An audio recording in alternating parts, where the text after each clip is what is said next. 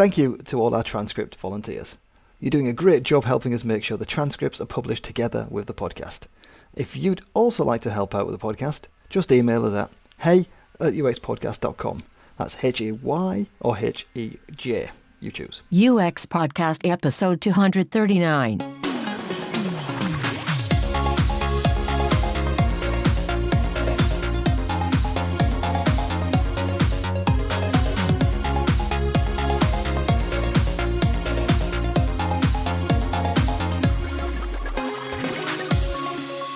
You're listening to UX Podcast coming to you from Stockholm, Sweden.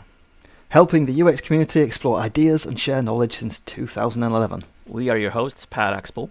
And James Royal Lawson. With listeners in 194 countries from Moldova to Greece. Anna Dahlström, UXer for over 20 years, freelancer for the past 10, mentor, speaker, meetup organizer, and now author. Anna recently published Storytelling and Design through O'Reilly. Principles and tools for defining, designing, and selling multi-device design projects. So we invited Anna back onto the podcast to talk to us about her book. Anna, you've been on this is your third appearance on the show, but only your second as a guest, because you joined us. You were hosting the 200th episode of UX Podcast along with Lisa Welshman. I was. Thank you very much for having me then. That was very special and a very good little chat, I thought. And the first time we had you on the show was way back in 2014 when you joined us to talk about deliverables. I did, yeah. That was 6 years ago. When we were all just children. Yep. So tell us the story of how you went from there to get into this passion of storytelling and even writing a book about it.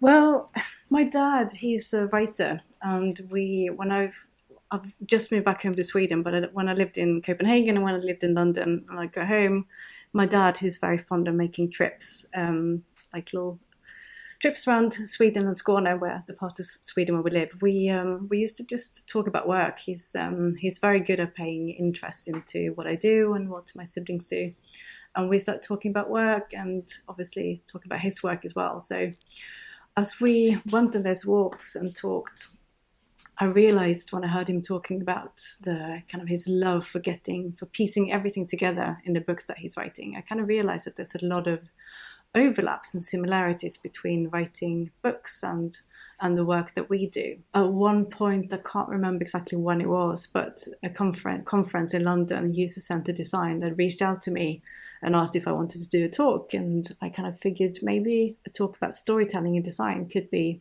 a nice topic. So I was a little late at kind of doing the slides for my talk, as sometimes happens. So I called my dad a few days before and I said, what do you think makes up the good ingredients for writing a book? And as we got talking, this kind of the talk that I was going to give kind of almost built itself because there were so many good kind of overlaps. So I gave that talk and then I kind of reiterated on that and gave it at some other conferences. And I was about to give it at Amuse in Budapest when O'Reilly reached out to me and asked me if I was interested in doing some content for them, whether that was kind of some online course or maybe writing a book. And I was like, nah, writing a book, me? No, you're crazy. I can never write a book. And who am I to write a book? But then as I kind of thought about it, the more kind of the idea sunk in, the more I realized that, it would be really nice to write a book. So I kind of responded to my then contact at O'Reilly called Nick and said, I would actually like to write a book. So that's kind of how it all started. Maybe you can give us a little bit of a reminder, or maybe even introduce us to the anatomy of a story. Sure. Aristotle was the first one who kind of pointed out that the way in which to tell a story has a profound impact on the raw human experience of the same. So he said that a story is kind of something that's a whole, so it has a beginning and it has a middle and it has an end. And he didn't actually talk about 3 acts, but that's kind of what it's turned into after his time. So in general now, a lot of people, when it comes to writing scripts, for example, or plays, they still work with a kind of a 3-act structure. So you have your first act where you get introduced to your main character, and then at the end of that act, they kind of realize, they are faced with a kind of dramatic question that changes everything, where you kind of go, will life ever be the same for the main character? And then you come into the second act when you learn more about your main character and they learn more about themselves. So they usually find themselves in a worse situation before things kind of get a bit better. And towards the second act, that's kind of a writing point again, which leads to the third act, which is where you have your climax and you find out if life ever got the same and if the boy and the girl actually ended up happily together ever after. When it comes to kind of the anatomy of a good story, I guess stories should have that kind of beginning, a middle and an end. And it doesn't have to be something that's linear and always starts right at the beginning. It could start in the future and then jump backwards and forwards. But there needs to be some kind of theme in there, or what we kind of in Swedish talk about kind of as a red thread as well, something that binds everything together, that gives the story a purpose and that kind of has a message behind what you're trying to say. So yeah, I mean, there's so many things to what makes for a good story. Obviously, you need to have your characters, and the characters, they need to have some kind of character arc, some kind of development that they go through, something that makes you vetted into the character and kind of makes you want to follow them and find out what actually happens to them. And there needs to be some suspension and some tension that pulls you in and makes sure that you turn the page, so you want to find out what happens next. Lots of different things, I guess, but those are the main things, that you have a narrative structure to your story in one way or another, whether that's carefully planned or whether that happens a bit more as you kind of write things. What strikes me is when you start understanding the complexities of storytelling and everything that goes on, and how much you have to keep in your head with the character development and the environments and your eye on the goal. I mean, it sounds so difficult to bring all of that into the design space, to what is UX and digital design. What does that look like? How is that brought over to our world? This is again where the fascination in me grew, because there's so many overlaps. So I'm a big believer in that in the beginning of a project, everything is chaotic and it's all up in the air. And that's actually a good thing. That chaos is something that we should embrace and really kind of not be scared of and not try to pinpoint down too soon. But you need to start getting all of your kind of ideas out and need to realize what's relevant and what's not relevant. And the only way to do that is really by understanding the different moving parts. And when it comes to writing a book, so obviously I researched how people go about writing a book, and I had my own experience of writing a book as well. There's numerous ways that you can go about it. Some prefer to have a lot more kind of a structured approach. And for me, when it came to writing this book, when a publisher reaches out, or if you reaches out to a publisher, they often ask you to produce an outline. So an outline is, an overview of each kind of chapter that the book will include, and then a bit of a summary of what that chapter would be about. And then obviously talking about the audience for the book and why it's relevant and how it compares to other books out there. So having that outline up front when you write something really helps you structure that story.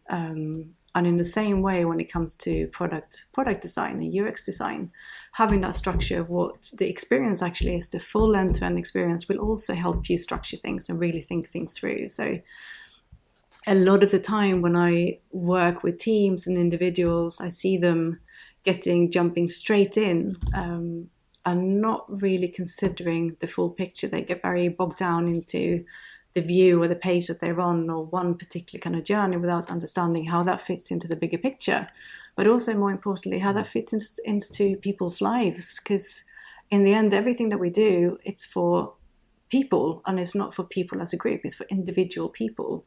It needs to resonate with individual people in order to provide some value. And that's where actually understanding the story of people, understanding our product story, and see how those two fit together, that's where applying kind of principle for storytelling, and also just in general thinking about that everything is a story. Every product experience is a story. If you sat in front of your computer, doing something that has a story running to it. Like right now I'm sitting recording this podcast, and before I recorded this podcast I had to put a baby to sleep. I made myself a nice little cup of coffee and I sat down and tried to do something nice around it, and that would have been a different experience if my daughter didn't fall asleep and if I spilled the coffee, or if, something fucked up. Excuse my language, but those things are really important when it comes to us doing things online, understanding the context around things, because that impacts people's experience with it, with the product or service that we're going to use as well. You see people, when I lived in London, I saw someone using as a self-checkout machine, and they got stuck. They had to pay by card, but they just got stuck, and they wanted to pay with coins and notes, and it just wasn't an option to pay with cash. So understanding the frustrations around things will help you understand how to deliver a better experience as well. Given that every experience is unique, so effectively every story is unique, how do we then as designers manage all those multiple combinations or multiple themes or red threads that are happening all the time with what we design? We obviously can't, if we are designing out experiences and doing user journeys or doing personas or what it is, we can't do that for every single user who's going to be using our product or service. That's just not realistic, it's not valuable. But it's understanding the nuances of things. It's about making sure that you don't just stop at your main audience, but you understand the variations of your audience, that you understand the backstories and the different kind of backstories that comes to it. We work a lot with kind of custom experience maps, for example, and those are great for piecing different things together. So there's sometimes a tendency now when things are so complex and everything, there's not one start to a journey anymore. There used to be a time when we kind of knew that people would arrive on the homepage and then they would linearly go through our website page by page until they got to kind of the end of it. But right now with social and with search, a lot of people are arriving right smack in the middle, and we don't really have any control of the message that might come with that and lead them to a page because of social, for example. So for us, it's very much about making sure that when we deliver or when we work on the product experiences that we work on, that we understand that irrespectively on where you are in that product experience, you understand where that part of the story, that part of the experience sits in the bigger experience story, so to speak, and how is it connected to kind of before and to after and to the different goals that users actually have in there as well. For me, and I know, I've been freelance for a long time, and sometimes you get a pushback because people they want to get progress quite quickly. So for me, it's actually about spending a bit more time up front, just understanding the context and the people and the situations and the problem area in a really profound way before you start doing too much work. So not just starting working on things, but actually understanding all the different sides of it, and then it's easy to filter out what matters and what doesn't. I just love how you reflect on the choose your own adventure stories, in that there's no linear way that people go through websites, that we usually map out these user stories and they always look linear. Yeah. But if we acknowledge them as choose your own adventure stories, I guess then you acknowledge that people can go in all different directions. Yeah, and they can, and there's that's a lot of the fascination, I guess. I think as a general kind of theme, or kind of if you're going to keep one thing in mind of how people experience things at the moment, it is very much a choose your own adventure story. So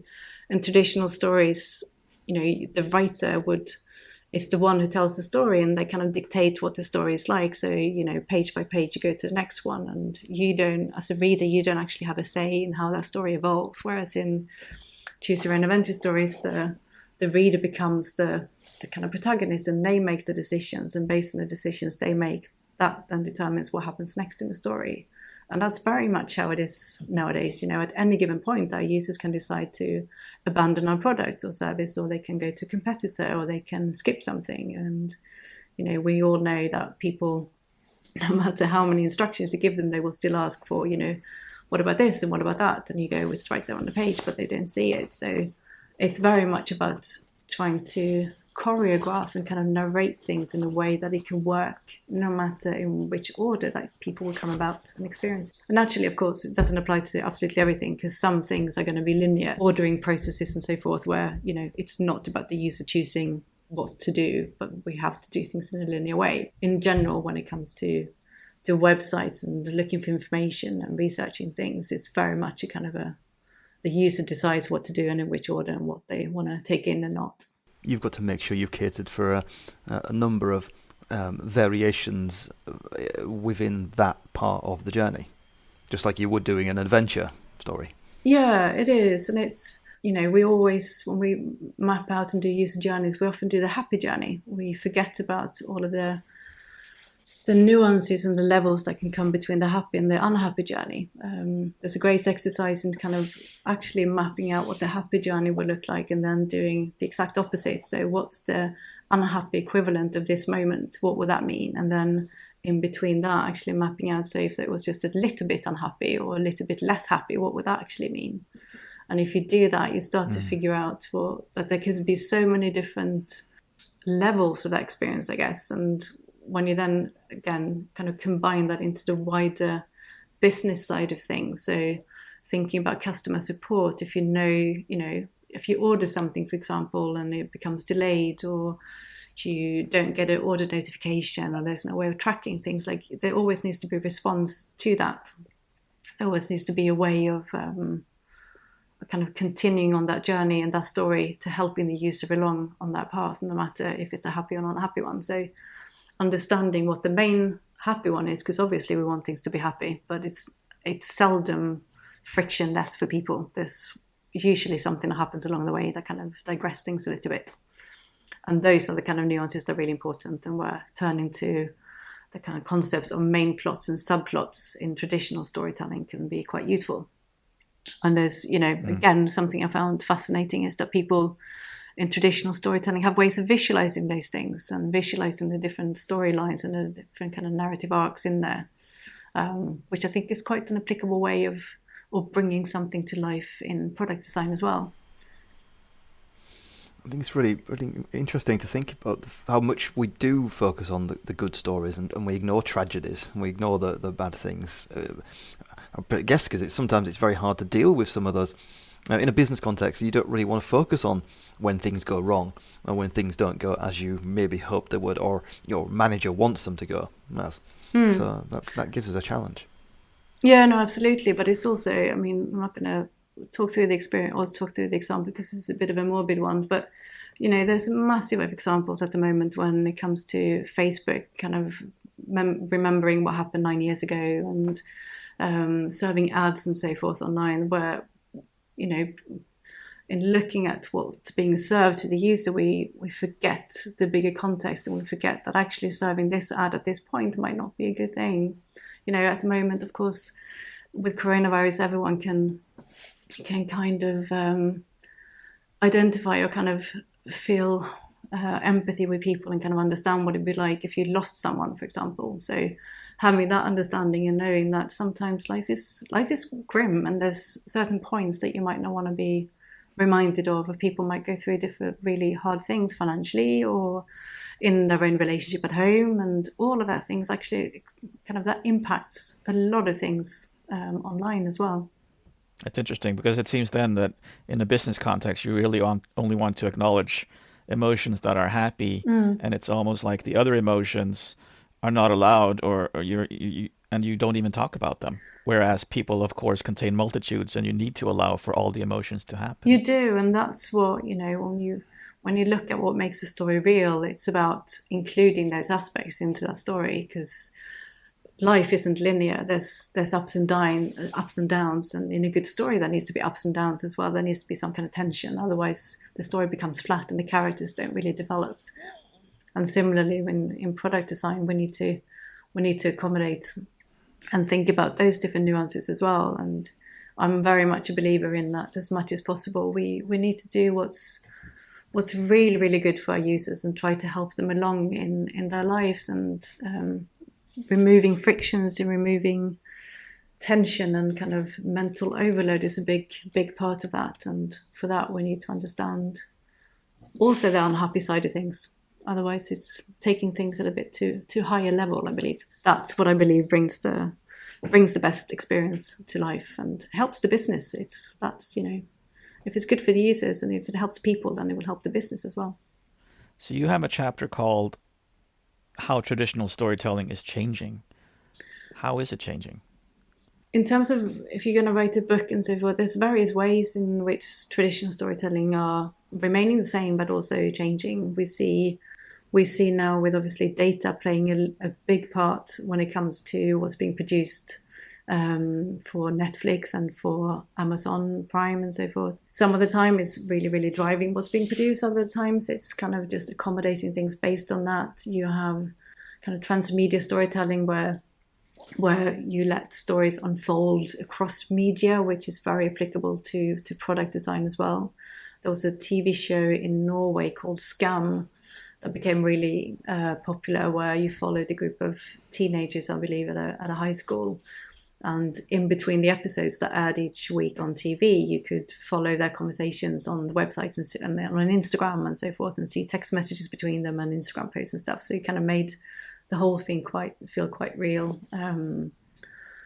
But traditional storytelling is changing in one way as well. The whole on-demand culture, in terms of that we no longer sit down and wait for, when I was a kid, we sat down and waited for Friday nights and the Disney hour. That was kind of the big highlight.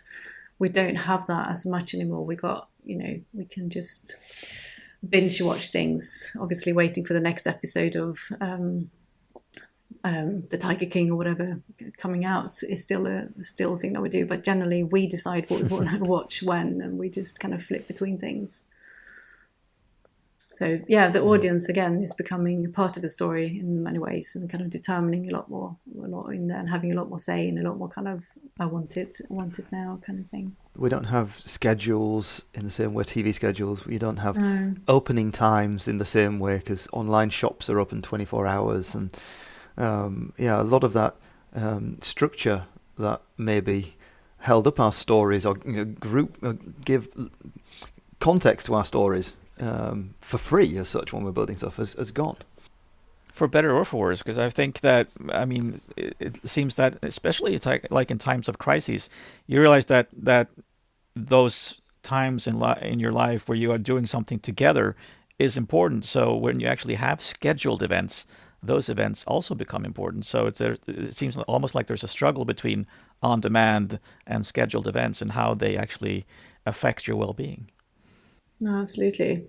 And I guess one of the main things as well is that everyone nowadays is kind of a storyteller. We all share kind of stories on Instagram, on Facebook, on TikTok in various ways, and brands also having to adapt to how they tell their story as well. It's no longer the really long commercials anymore, but it's kind of short bite-sized things, and it needs to work across different platforms and kind of work in a different way and have a purpose behind it, something that resonates with people.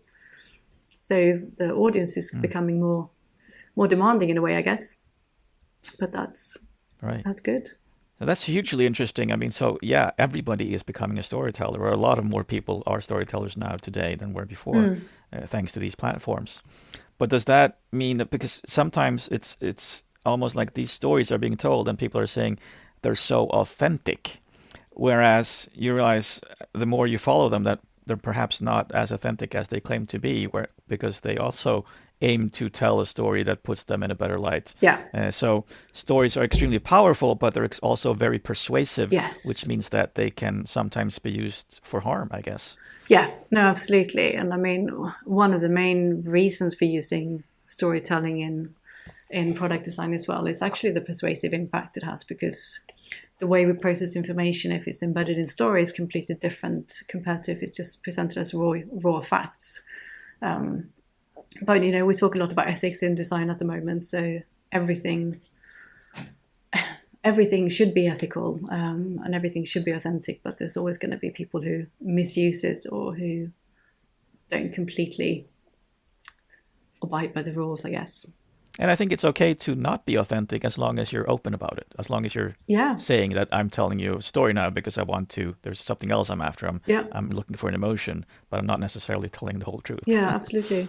One thing I was thinking about asking briefly was that some of the things we talked about during this chat is different variations of things, adventure stories, unique stories, schedules not being there, and all. It feels like we have to be very packaged. Modular, I think, is something you mention in the book. How do we work modular with stories? That comes back into a bit of the choose your own adventure stories again. So if you think about in a book that's kind of written so the audience can, decide the different at different points in the journey what they want to do. There's different nodes that binds it all together, and then based on that, there's going to be different kind of outcomes to it. So there might be option 1, option 2, option 3. So those kind of become individual modules, I guess, of that story, and then storylines following that. In product design, we, obviously with responsive design now and designing for various devices, we are generally working at things, working with experience being more modular because we kind of have to. But there's a lot that you can do now with technology as well. So dynamic publishing, making sure that if, the first time you come to a website, you need a bit more kind of background information, for example. The second time, you might still want a bit of that background information in there because maybe you didn't stay too long last time, or maybe you need a bit more kind of context before you really get familiar with it. But the more of a loyal and returning user or customer you are, the less you actually need those kind of, this is the kind of instructional aspect, I guess. So there's an opportunity there to gradually swapping out pieces of content for something that's more relevant to people, and also tying that in with based on where you came from. So what touch point actually drove you to the website, so you can continue that kind of journey respectively. So there's a big opportunity there of really, again, kind of coming back to understanding the complexities and where people are coming from, their backstories, and what that should mean in terms of the narrative experience on your product and service afterwards. So kind of referring to a bit of the choose your own adventure stories and the modularity, so how you actually visualize, how you would visualize the story narrative. Doing a similar kind of exercise for your product experience can be a really useful one in terms of understanding what needs to change at different points in terms of adding the most value and being the most relevant to users. I really love that. This is wonderful to think that what you're suggesting, I think, is we need to listen to the story being told and use data points or use information to help us understand the story that a visitor or user or customer is living or experiencing, in order to serve them better future parts of the story.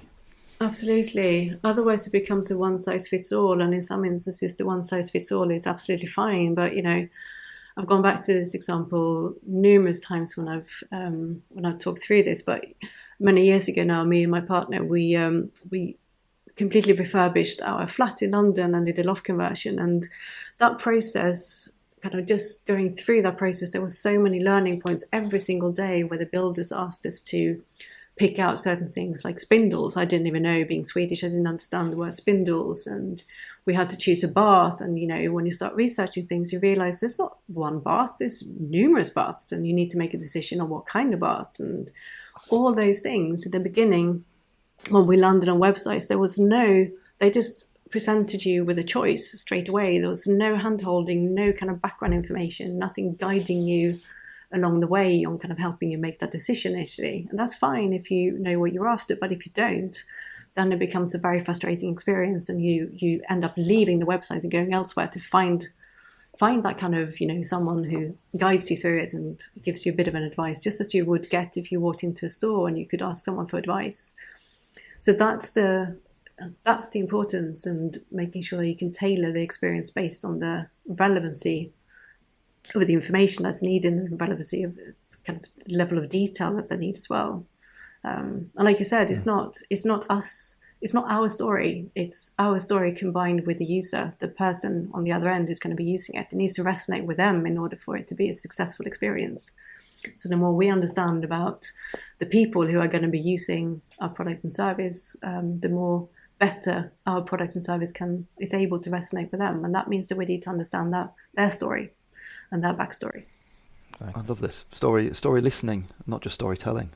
No, absolutely. Oh, yes, exactly. Yeah. A big part of storytelling is actually being a good listener as well. And it's incredibly important. I mean, I talk about that towards the end of my book as well, about kind of storytelling in the workplace, that it's a lot of the time is understanding, just as we do with users, we need to understand the audience that we're presenting things to, and we need to understand what resonates with them. That's about listening. It's about taking in what they will pay attention to and what will make them kind of close their ears, so to speak, and not pay attention. So good storytelling, being a good storyteller is about being a good listener. It's back in the days, the people who were good storytellers, they knew how to adapt the story to the audience in questions. They can kind of look at the audience and see, based on their reactions, if they should up the comic level a bit or if they should downplay things. And that's very much about what we need to do today as well, both online and offline. That is so great. And a great note to end on as well. I've had so much food for thought in this, and this interview itself will be a great story for me to tell others about today and going forward. So thank you so much, Anna. Thanks, Anna. You're welcome. Thank you for having me. I do really like Anna's idea about doing happy journeys, but also doing unhappy journeys. Now, I remember me and you, Per, and we attended her one of the prototypes of her workshop a couple of years back when she ran it here in Stockholm, and we talked about the happy journeys and unhappy journeys. And that stuck in my mind back then as well, that it felt quite easy to apply, that if you've done some journey mapping, or you've done some of the exercises that we often we'd workshop our way through as part of projects, then, doing another loop through it, but saying, okay, what happens if it's not as successful, if it's not as happy experience? What happens if it's the worst case scenario? And working it through. I think all of us could do that. It doesn't take much. You don't need to be so advanced in your narratives and storytelling abilities within the project, or how mature you are in that aspect of things, to pull off an unhappy journey story map. Yeah, exactly. Then you can also use that to help you predict what can go wrong, so that you can mitigate any negative impact before it happens. That's a really good tool for that. I think it also makes me think about Anna's example about Facebook serving up old memories and updates and so on. And I just realised about how shit a story Facebook is.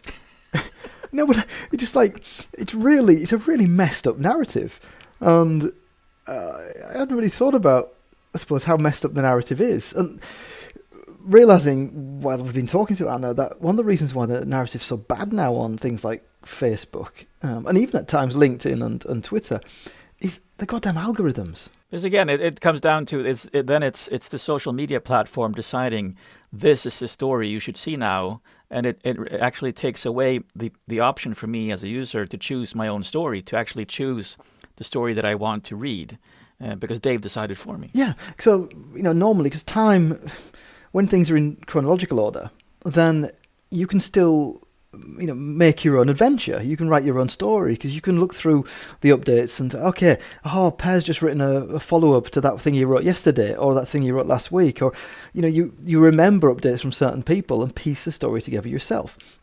Whereas with these algorithms that throw things at you in the order it decides, you can end up with weird situations like, here's our baby girl that's just been born at 3:53 today.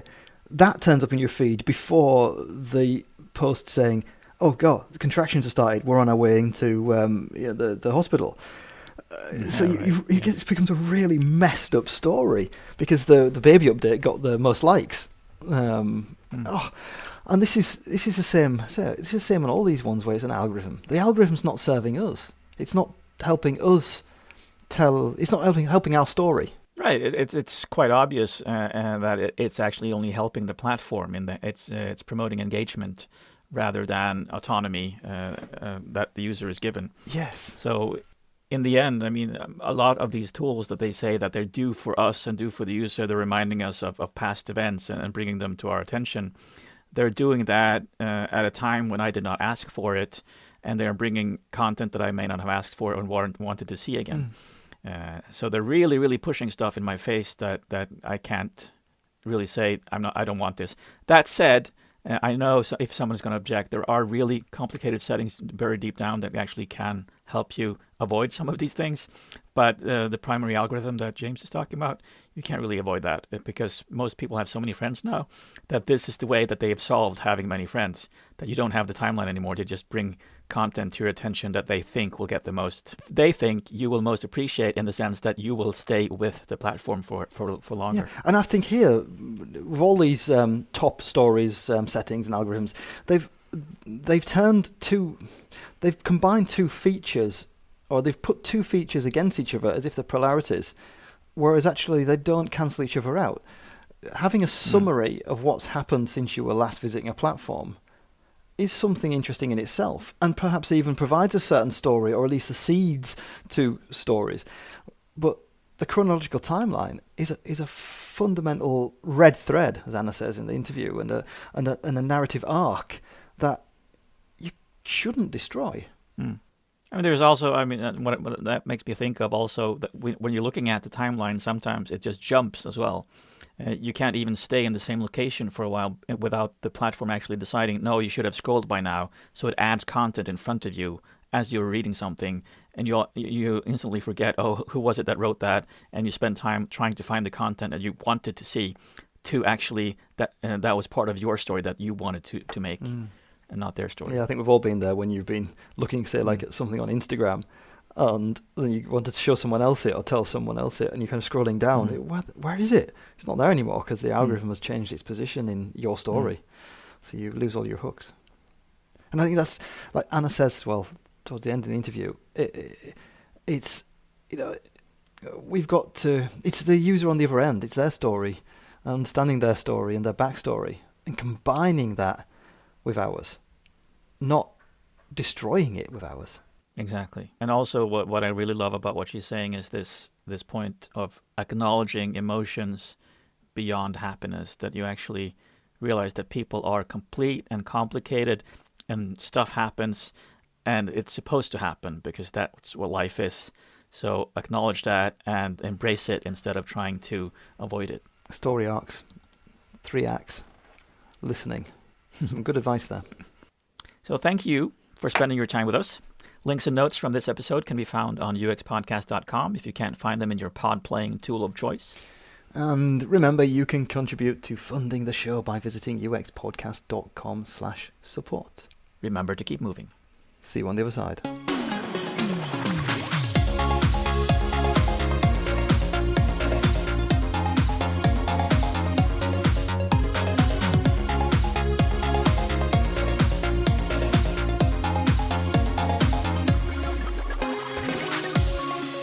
So, Pat, now that they're easing lockdown restrictions, they've said that 6 of the 7 dwarfs can finally meet again.